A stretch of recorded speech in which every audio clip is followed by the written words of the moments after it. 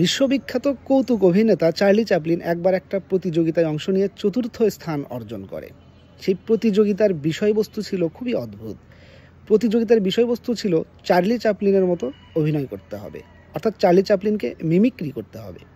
Charlie Chaplin সেখানে ছদ্মবেশে অংশ নিয়ে চতুর্থ স্থান অর্জন করে। খুব অদ্ভুত না? নিজের মতো অভিনয় নিজেই করতে পারে নাই। আসলে অবাক করা বিষয়।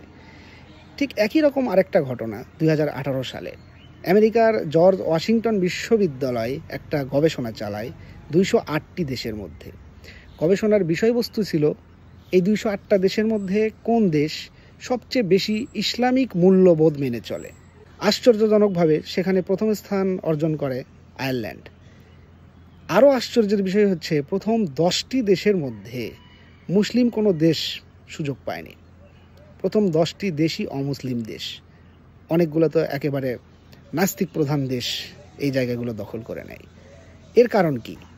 মুসলিম দেশগুলো কেন এই ইসলামিক মূল্যবোধ মেনে চলার প্রতিযোগিতায় প্রথম হতে পারলো না? এর কারণ কি? শুধু প্রথম না, প্রথম 10টা দেশের মধ্যেও কেন আসতে পারলো না?